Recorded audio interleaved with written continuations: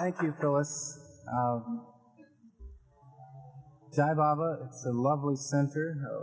Delight to be here. It certainly has just an incredible intimacy about it, that and an upper room quality, I notice. It harkens back to earlier avataric incarnations.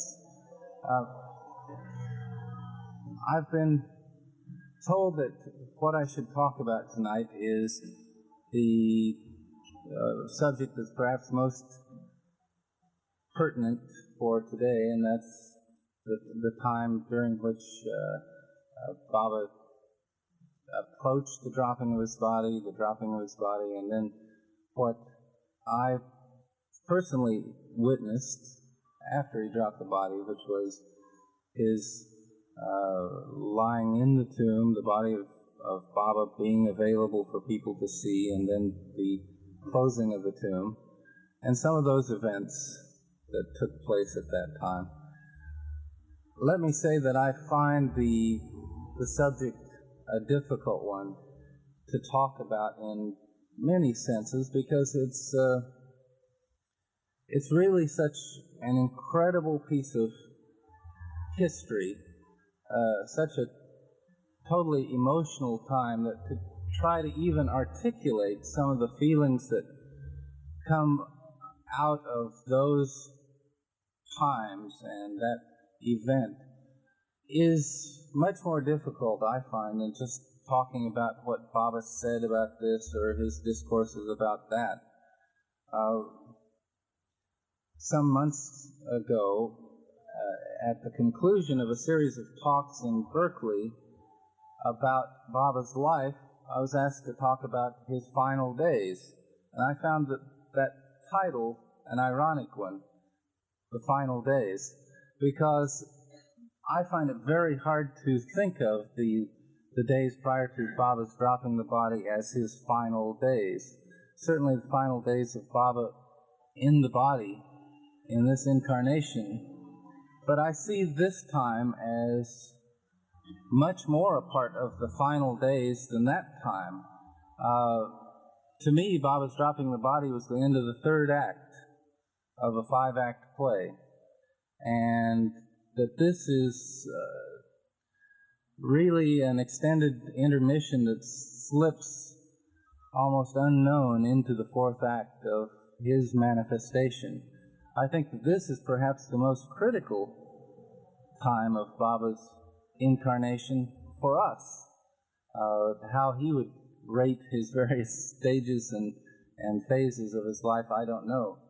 But I would like to simply reflect a little bit, and I would ask you to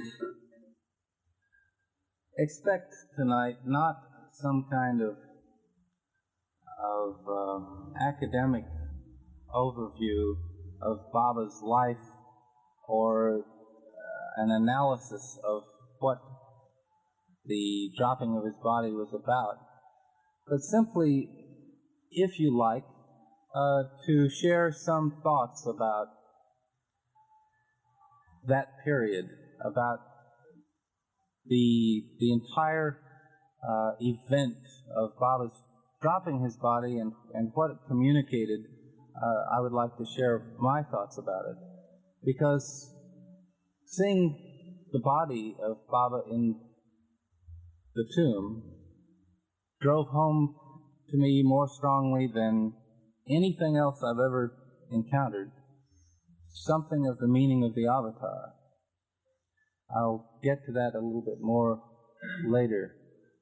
But what I saw when I was initially faced with the idea of thinking about the final days, the last days of Baba being in the body, was over his entire life a change from Baba the man to Baba God.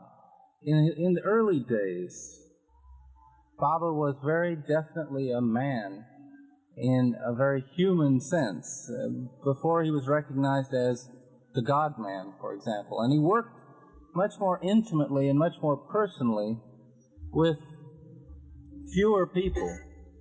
Now, leaving aside what we can't see behind the veil of his work in the world, it's clear that he operated much more as a man with people in those early days, and much more as God with the universe in the later days. When I met Baba, I experienced just a hint of that transition, something which I think the New Life marks pretty well. And that is, before the New Life, Baba developed as a young man, became someone who obviously had something great, attracted people, and was recognized eventually as a spiritual master. Then, with his constant help of hints and ultimately declaring himself to be God, was taken to be God, the God-man.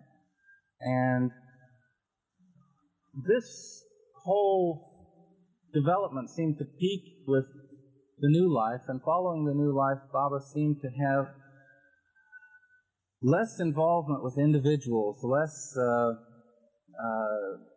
intense training and discipline with people. The Mandali declared that he had mellowed, and the options, for example, that you read about on the back of the Meher journals. Anyone interested in Sri Sadguru Meher Baba can come to Ahmednagar and visit the ashram and join up if you like. Those kinds of incredible statements that you read from the 30s make you wonder, how could I miss in my calculations in getting born just a few decades later than that, if I'd come across that, and all those kinds of musings. And in my own meeting with Baba, for 99% of the time, he was incredibly intimate, just like a grandfather with whom you had the closest and dearest and deepest relationship. And everything was completely personal, to the point of humor and recognizing little things. He looked at my mustache and smiled about it and sort of kidded with the Mandali about it, and had a keen sense of detail. And then at the very, very end, when the end of the meeting had come, it seemed as if Baba had to return to a different posture, to his work, universal work, with all that we don't know and can't see, but which one imagines is a work on such a grander scale. Don't mistake, I'm not trying to say that all the time that Baba was working intimately with one or two individuals, or with a few, or with those in England, or with the ladies as in Nasik and so on, that he wasn't simultaneously working then with the universe, but outwardly it seemed that he had made a transition to the God-man, and then to God, with man sort of trailing along in the later years, when Sahavas came more and more seldom. The chance to be with him intimately and personally for his lovers was rarer and rarer. And with the dropping of his body, and then seeing that body of Merwan Esirani in the tomb, I got a shock, in a sense, in that it came home again what the avatar is, and how it works in this world that the avatar comes. And here's the body of a man who has been chosen as the vehicle for God, for this era, for this incarnation, for this cycle of cycles. And Merwan Esirani was human, and God, in his avataric aspect, occupied and worked through that human being to make the God-man. And at the conclusion of that perfect union and the work that came there, God left the body, and it made so poignant something that had almost come to be taken for granted by me, and that is that the God-man knows what he's doing all the time and in every way. So even when he talks about this tremendous suffering, you suspect that he has, as he says, infinite bliss at his back, or great resources that make it possible for him to cope with it. And in a way it's magical. There's some kind of shield that protects him from blowing apart or experiencing his universal suffering the same way we experience a canker sore. One can honestly believe, I think, at a given time that our canker sores are more painful than Baba's universal work, because of his complete competence, his avataric expertise. One trusts Baba to do all right. But through odd circumstances, I got to go to India shortly after Baba dropped the body. I had heard about it through a phone call from Alan Cohen, who had gotten word from Ivy Deuce, who had gotten a cable or a phone call, I don't recall, from, I think, Don Stevens.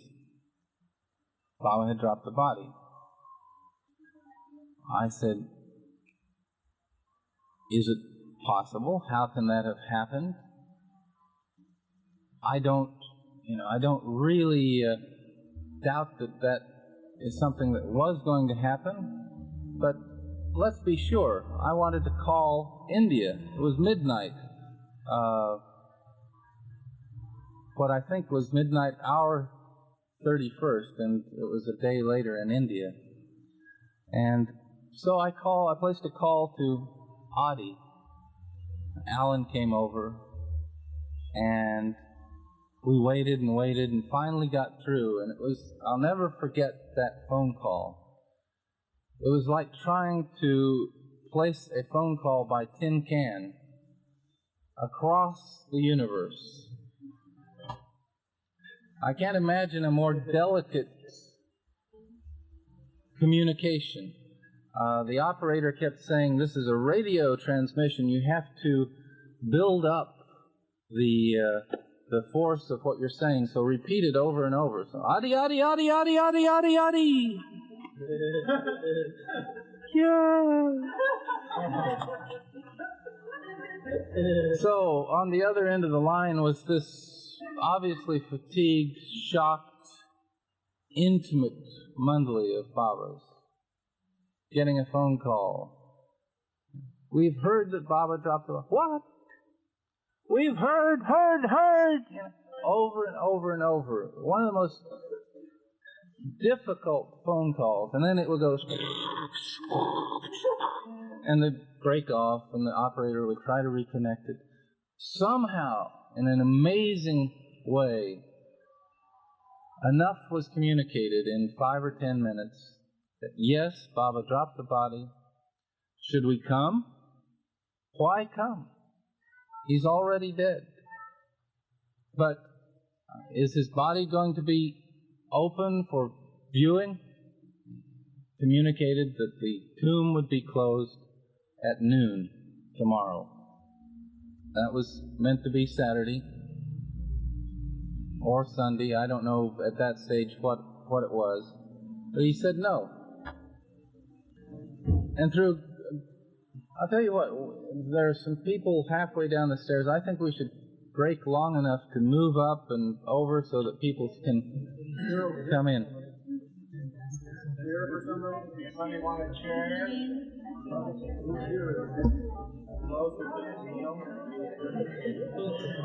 Oh.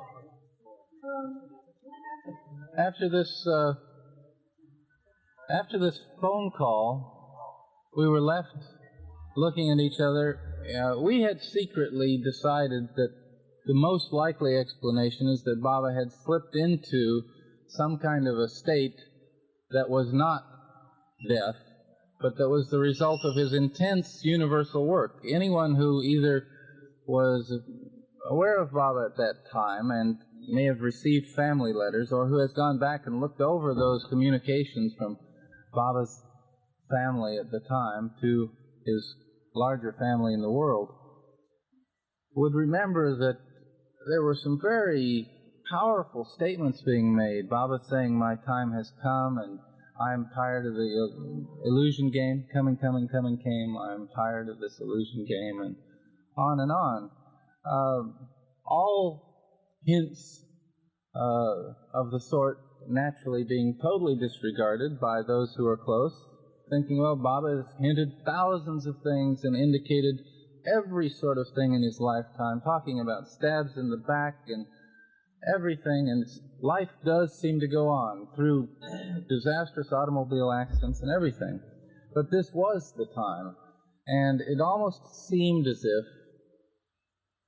that Baba had gone as far as avataric law allows. That every time the followers of the avatar are caught off guard, they don't believe it, they don't know what to do, they can't quite comprehend that he's dropped the body, even though they have really come to grips with the fact that he is the God and man, God-man.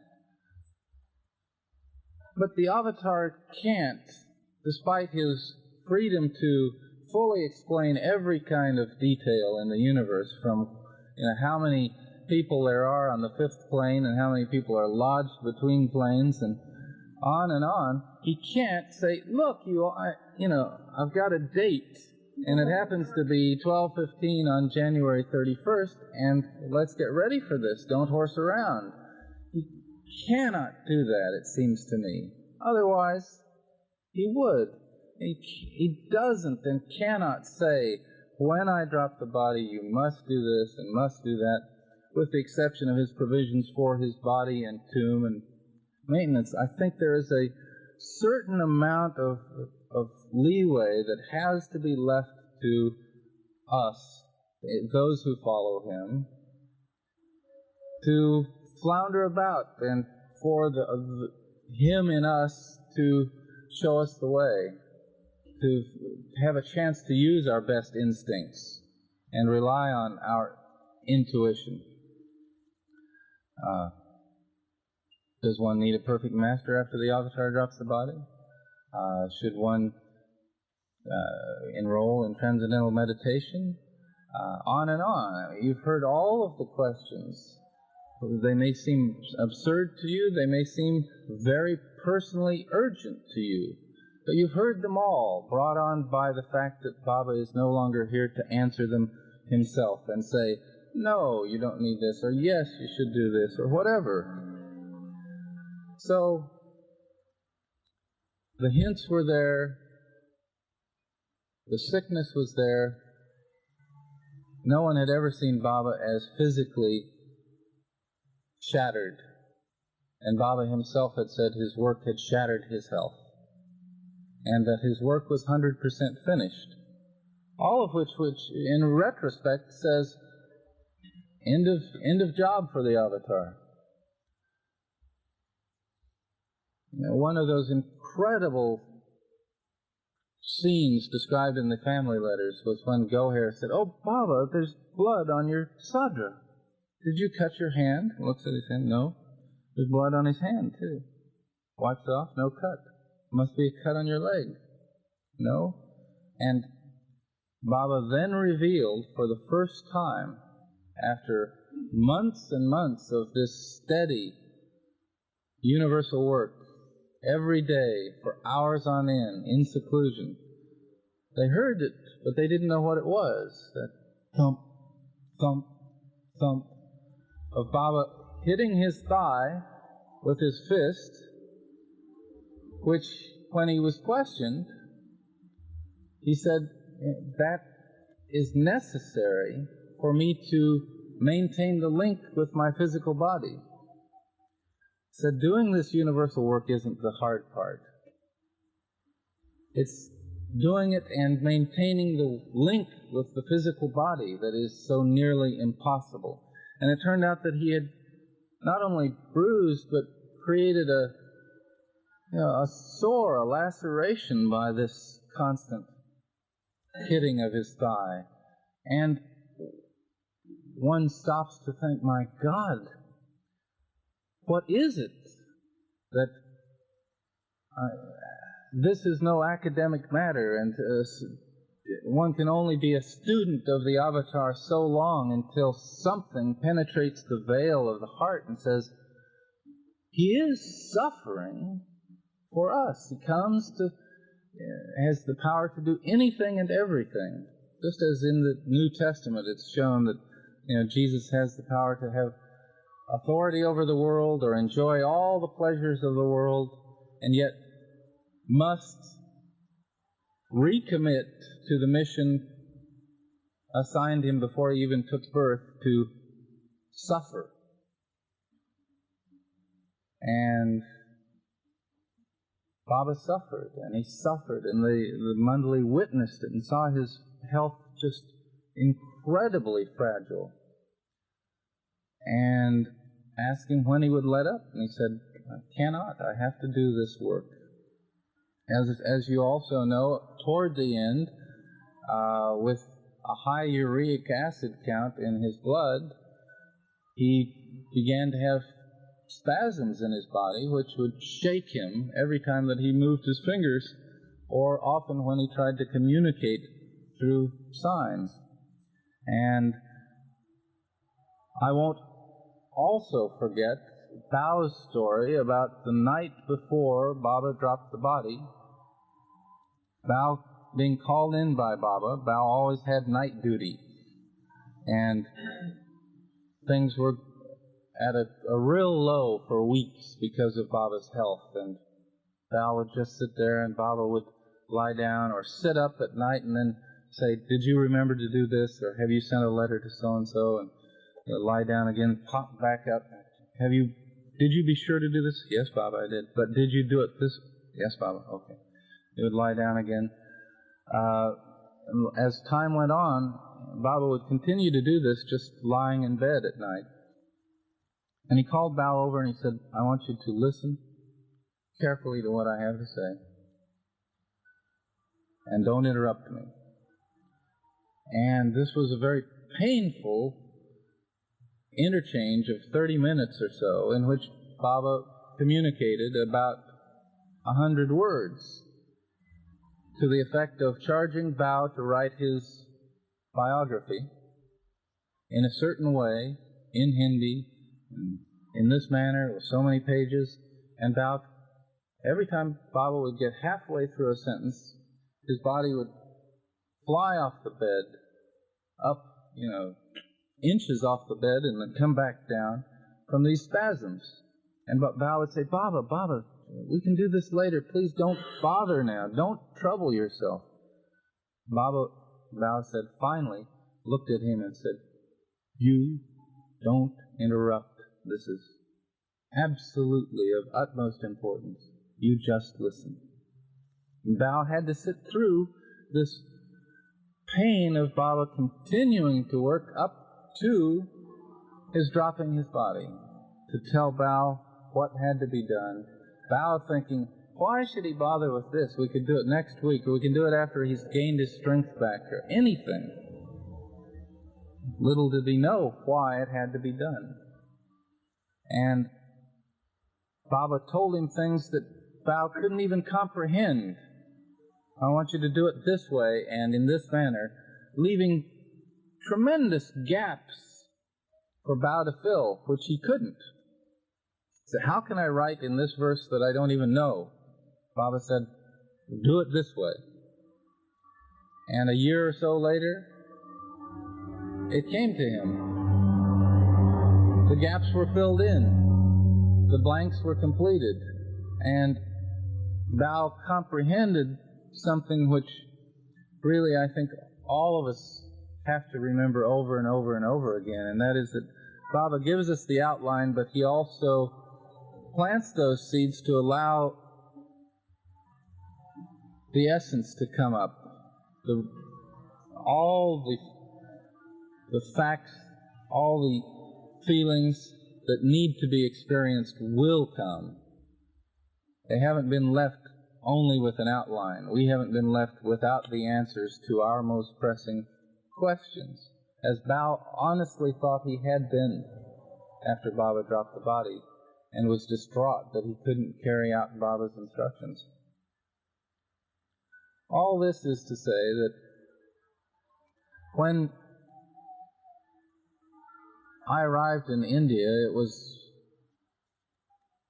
as much a miracle to me as anything else connected with Baba, because I had almost inadvertently learned that Baba's body was going to be kept open for another 5 or 6 days, and in a sleepless, mechanical, frantic haze, went about getting passport photos, visa, tickets, didn't have any money at all, round-the-world tickets, and prepared to leave the next morning. All this in 24 hours. And found myself on a plane with Anis Hassan and Alan Cohen, who were equally dazed,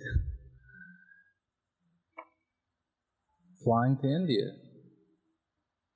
And we arrived at Mehrabad Hill after a journey, the details of which are unimportant. Just suffice it to say it was long and tiring and constant dream, to find this line of maybe 1,000 people, Indians, lined up at the entrance to the tomb, which then did not have the outdoor covering, the roof over the front part of it, and also had the stairs that led down into the crypt in which Baba's body was lain. And by virtue of our placement in Western incarnations, we were whisked to the head of the line and into the tomb.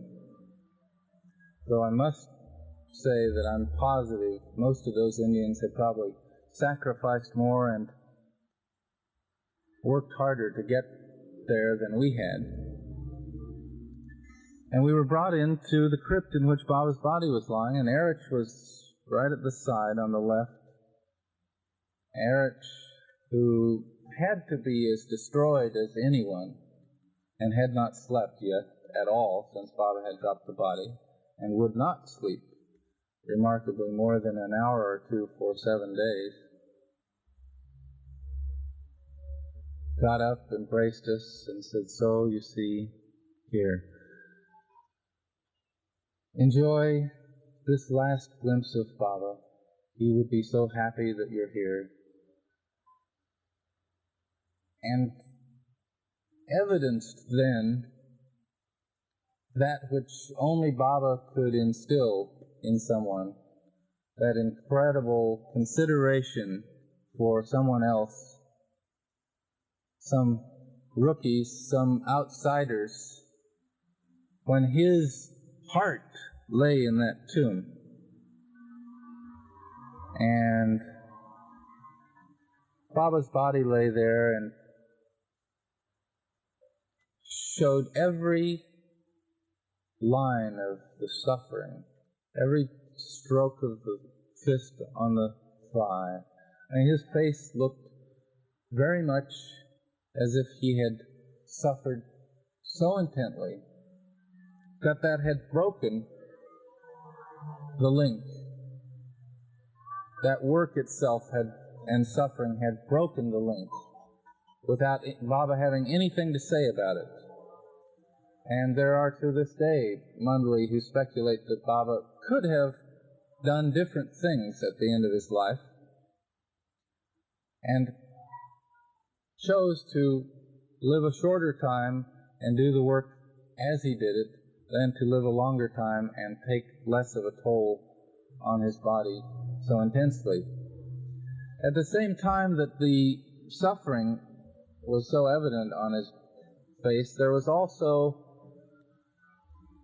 something that surrounded his body and his face that was quite intangible and quite invisible and yet felt like it existed, and that was a glow of release that made you feel, even through the tears and through the pain of seeing his body there, and the pain of knowing how much suffering that body had experienced, a great joy that he was finished with that work.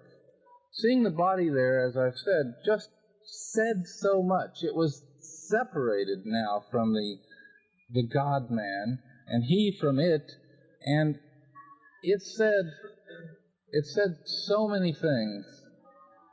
This frail body had walked thousands and tens of thousands of miles, had bowed down thousands upon tens of thousands of times, had slept almost not at all, had fasted for so many times, had borne the brunt of the pain of the universe and all of its confusion and ignorance. That was the focal point. And somehow with Baba in the body, it seemed to provide the buoyancy and the counterbalance to feel that that was, well, it was something that one could live with. But with Baba out of the body, one marveled at the fact, it seemed a miracle that it could ever happen, that God would take on the body, which made it possible for him to work in the universe in the way he did. And there was a lot of speculation about, should the body be covered now because it'll start to decompose, because it was warm. It was warm there, even though it was the end of January. The days grew warm, there were flies, and what they had done was to surround the outer sides of the crypt with ice, covered with sawdust, and they replaced it every day to keep the body somewhat fresh. And yet, the body stayed for about 7 days without changing really much in any discernible way. There were some shifts, maybe in the face. Half of it may have been due to imagination. But over the days until, I guess it was the 7th that the body was covered,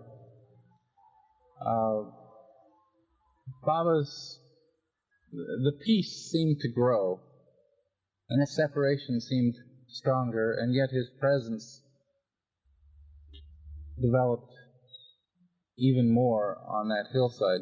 Now, those of you who know Mehrabad Hill will know where I'm talking about, and those of you who don't can imagine someplace in western Kansas, brown and vast plains, interrupted, and this differentiates it from western Kansas, along with a few dozen other points, but by some hills in the distance and some plateaus. And yet this hill at that time seemed to stand out through all time and all history, and there was never a more powerful sense of history. It felt like this scene had happened time and time again and would happen again and again, but right now it was amazing to feel that the world beyond this patch of earth was going on with its work, with its illusory activities, unmindful that all of history was here. Everything was concentrated there, that this was a moment irreplaceable in time, and it was, I think it's also a moment that's irreplaceable any time, because if you were to go back and film it, I don't think the eerie breeze and the sense of the scope of distance as you look out over the hill could be replaced. It just seemed as if this hill had been isolated, and that there was a force field around it that just made it timeless, just cut it out of the 20th century and made it a timeless scene in which the simple, perfect disciples of the Avatar and his lovers, however many of them happened to have the circumstance to be there, gathered around in confusion, dismay, pain, and with a certain quality that the avatar instills of acceptance and joy at his passing. I remember only spotted parts of that time as the days went past. About 7 Westerners came, and finally it was decided, I think primarily because Mara remembered that Baba had told her, in 7 days I will be free from all this. Something to that effect, and that was said just before he dropped the body. So Mara thought that that was an appropriate time, 7 days later, for the body to be covered. I don't know the exact film that's going to be shown tonight, but if it includes some of the scenes of Mara and the women's last visit to the tomb, they speak far more eloquently than anything else can speak about the emotion there and the feeling. I will share, though, something that I don't think is on that film, and which to me was perhaps the most personal and meaningful time of those 2 weeks. And that was when Baba's body was finally covered. The time came when all the ice was removed and Baba's body was finally prepared and the flowers were taken out and everything was made ready for the body to be covered. And then the women went in for one last visit, which took some time, 20 minutes, 30 minutes. And then the men went in to do that which I can't imagine that they could ever make themselves do, and that was lower a covering made out of plywood, which was really a rectangular box without one side on it. It was simply a covering with sides that was lowered down in the crypt over Baba's body. There were ropes attached to it so that people on different sides could lower this thing down, and how I do not remember, but these people, Padre Francis, Aloba, Pendu, Kaka, Erich, on and on, all the men who had been with Baba, Adi, Sarosh, Maraji, at a time which I fully would have expected them to want to be by themselves with Baba, had such generosity in their hearts that they allowed those of us Western men who were there to come in to the tomb for this final covering of the body. And I was really, there's no way to describe the feeling that I had, the awe of seeing these workmen, knowing that these are the cream of the crop. These are among the men in the world, these are the ones that got to wear it out with the avatar at the helm, and in my count, that's about 1 in 30 million. There aren't many in the circle, and the circle represents a tiny, tiny number of people for all the rest in the funnel who are approaching God. And they invited us to come in. They said, would you like to be there? And of course, we did want to be there. And I looked around, it seemed almost as if time stood still, and I looked at the faces of these men who had served Baba by his grace so well, and the emotion as they, one after another, bowed down at the foot of the crypt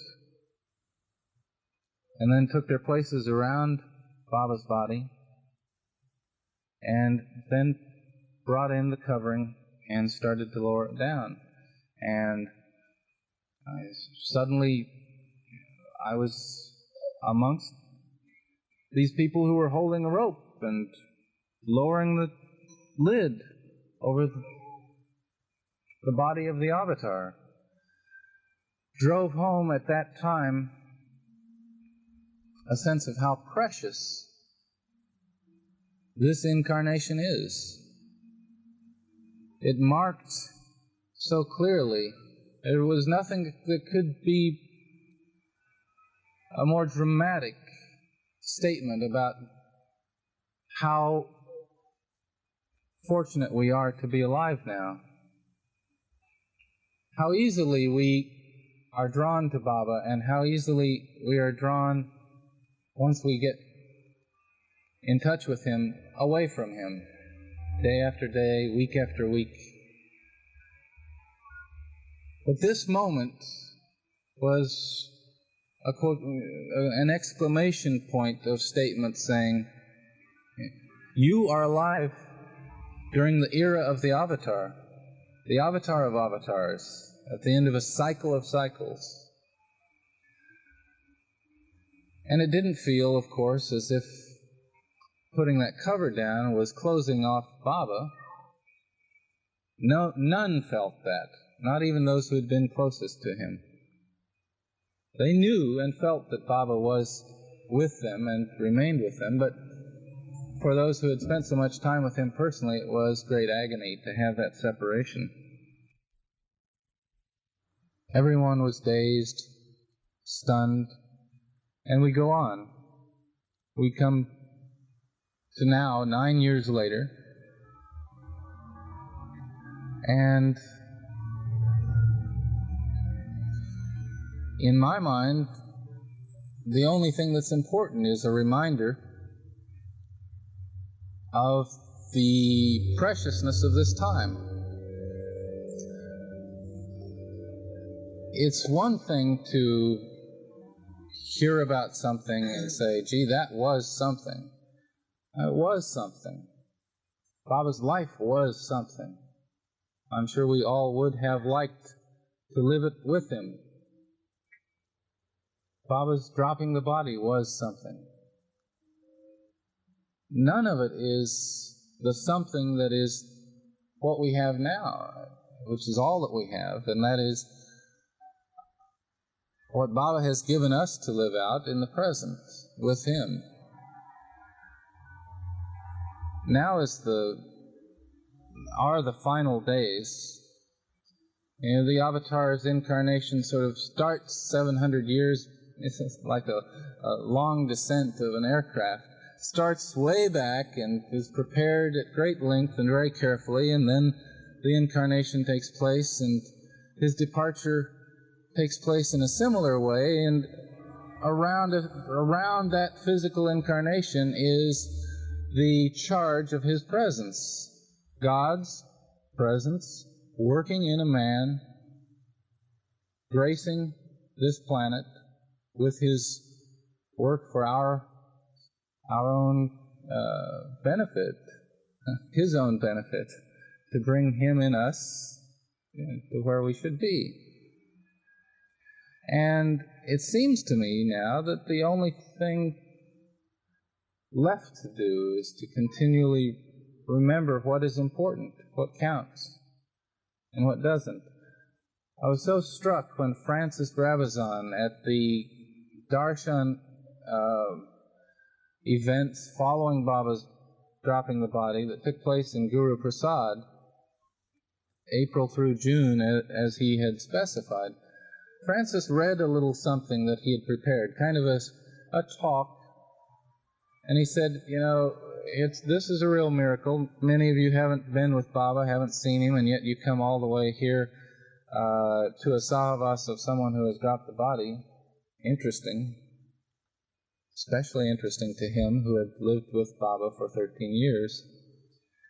He said, many things will happen from this time onward. Many great things will happen.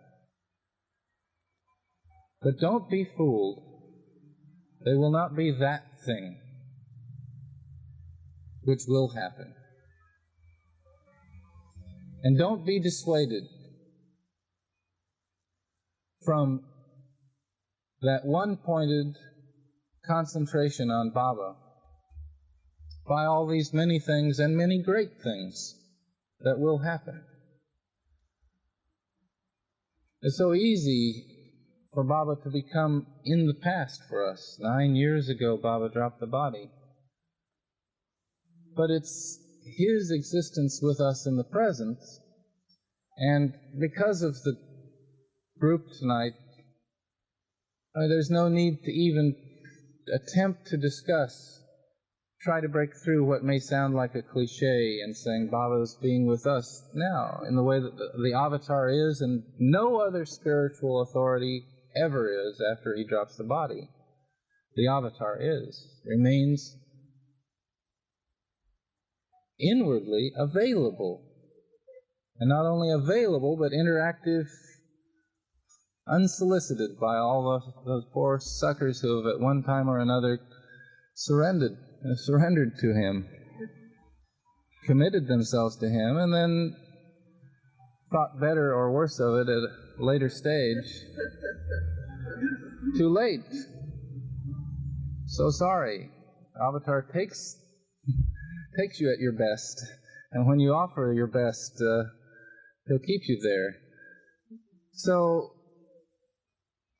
what have we now to do? I fresh from a trip just a few months ago to India, can only say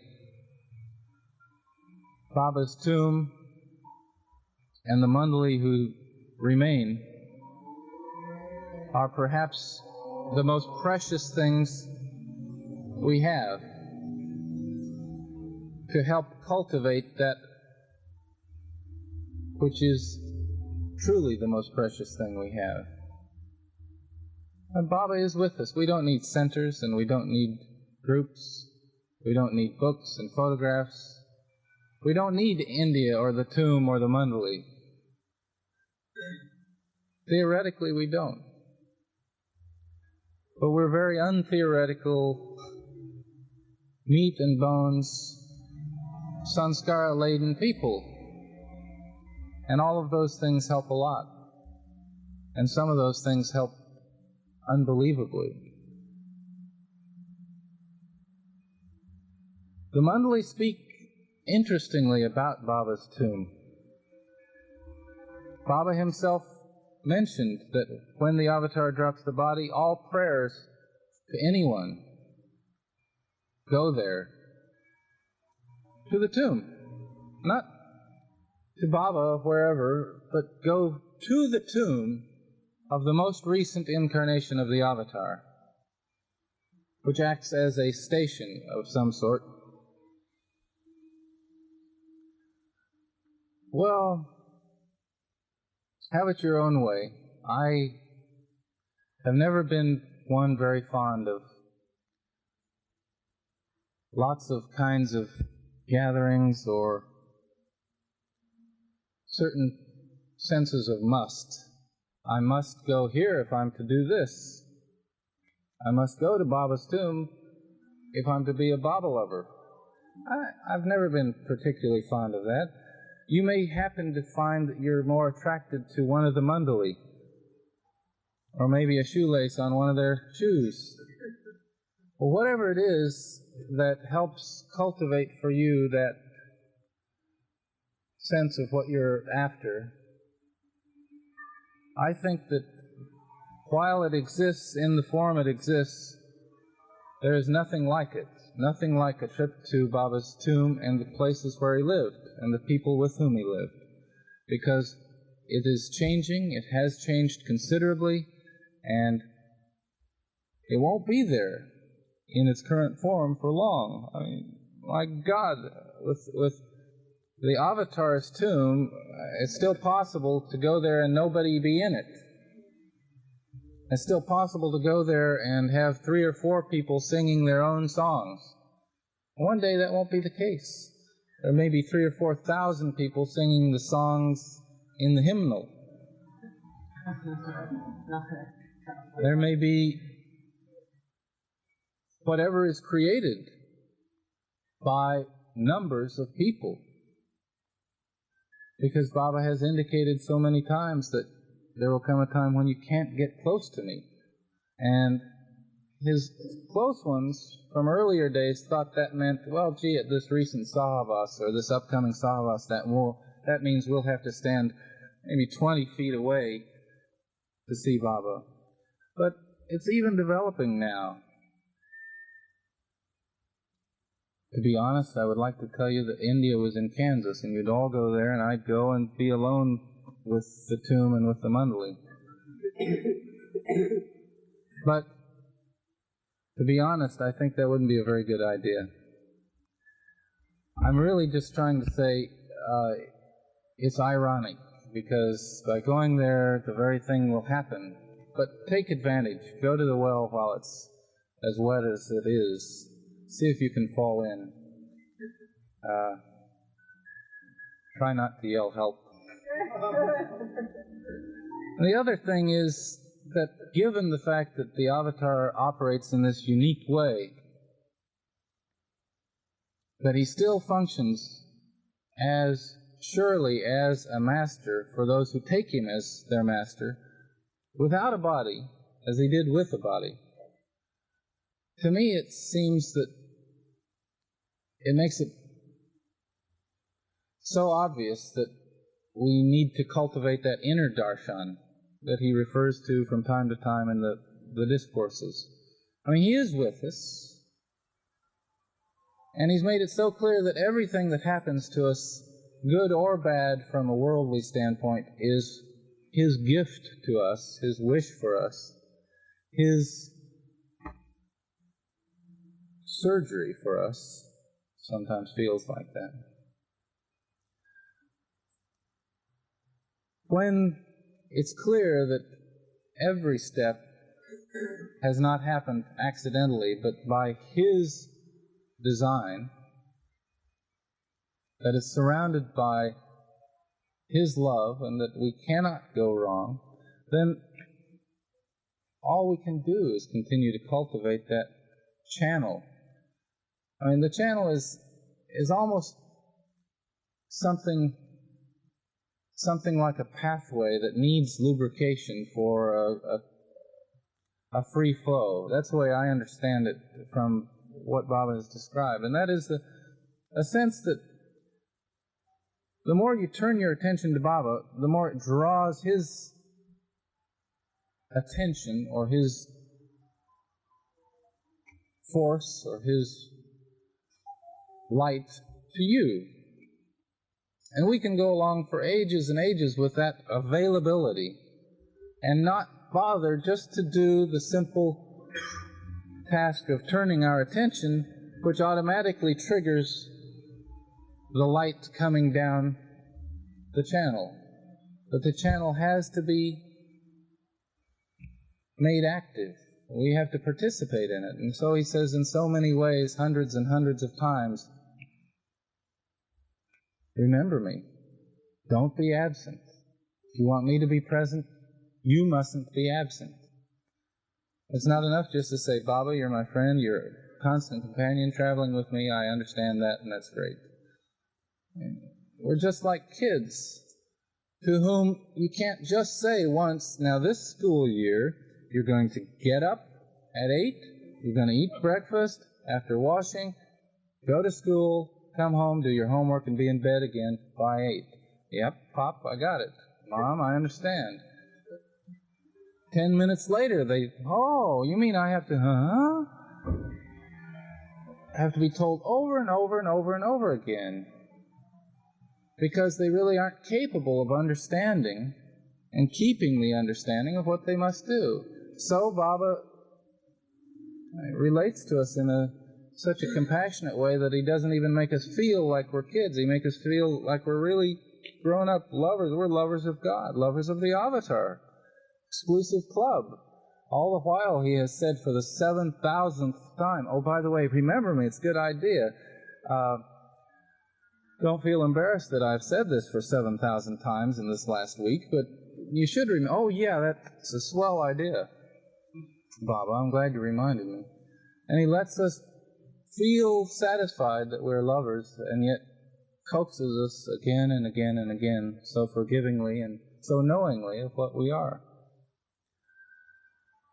So I think that I have shared most of what I have to share about that time that was a treasure, and it was 9 years ago. 9 years ago today, and which was in the past, but makes the present all the more precious. And I think what I would like to do to finish is to read you something that Mao remembered that Baba had said once. Something that Baba said when some of his lovers were with him up on Mehrabad Hill.